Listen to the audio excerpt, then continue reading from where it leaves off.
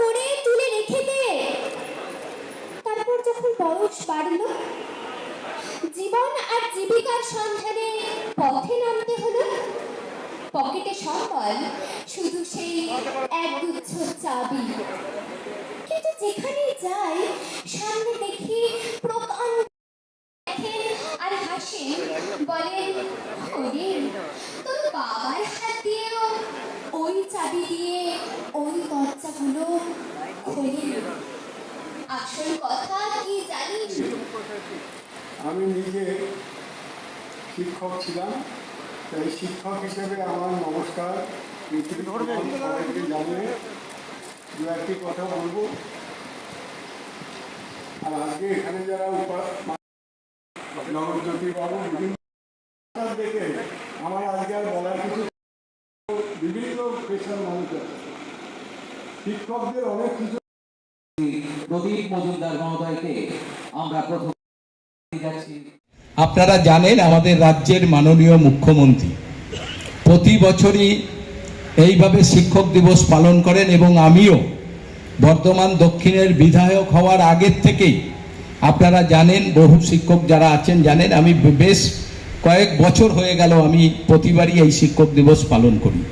সেটাও আজকে করছি। ইতিমধ্যে আমাদের মন্ত্রী মাননীয় প্রদীপ মজুমদার মহাশয় তিনিও আসছেন, আমাদের শ্রীকান্ত মাহাতো মহাশয় আমাদের মন্ত্রী আসছেন, আমাদের বর্ধমান বিশ্ববিদ্যালয়ে আমাদের অধ্যক্ষ মহাশয় তিনিও আমাদের মধ্যে উপস্থিত হয়েছেন। কাছে আমি বেশি কোনো কথা না, আপনারা 3টে থেকে এসেছেন, অধিকাংশ মানুষকে আমি সম্মান জানিয়েছি গেটে দাঁড়িয়ে, আপনারা জানেন, পরে আমাকে চলে আসতে হয়েছে। আমি শুধু একটা কথাই বলবো যে দেখুন, আমরা যারা আমাদের পিতামাতার পর আমাদের শিক্ষকরাই হচ্ছে আমাদের পিতামাতা, শিক্ষক শিক্ষিরা, তাই সেইভাবেই আমরা চেষ্টা করি সারা বছর ধরে শিক্ষকদের বিভিন্নভাবে তাদের সম্মান জানানোর জন্য। আর এই শিক্ষা কিন্তু সবই আমাদের রাজ্যের মাননীয় মুখ্যমন্ত্রীর জন্য। তিনিই কিন্তু আমাদের শিখিয়েছেন যে শিক্ষকদের সম্মান জানাতে হবে, শিক্ষকদের সবাইকে নিয়ে এসে একটা জায়গায় তাদের সম্মানিত করতে হবে শিক্ষক দিবসে।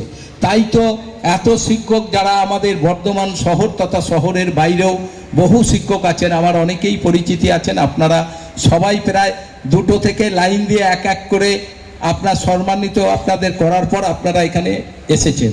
আমি আপনাদের কাছে অনুরোধ করব, এটা তো বেশিক্ষণের প্রোগ্রাম না, 2-4 জন আমাদের বক্তব্য রাখবে, তারপরই এটা আমাদের শেষ হয়ে যাবে। আপনারা যতক্ষণ একটু বক্তব্য চলবে, ধরুন আমরা 4টে বাজে, আমি 5টায় প্রোগ্রাম, 4:05টায় আমি এই প্রোগ্রাম শেষ করে দেব, কিন্তু আপনারা একটু থাকবেন, কারণ অনেক সময় দেখা যায় আমরা প্রোগ্রাম শুরু করলাম, আমাদের যারা মন্ত্রীরা রয়েছে তারা বক্তব্য রাখার আগে দেখি অনেকে উঠে যাচ্ছেন। এইটা আপনারা করবেন না, কারণ আপনারাই তো শৃঙ্খলা দেখাবেন, আপনারা সমাজ গঠন করবেন, তা আপনাদের উপরই মুখ্য দায়িত্ব।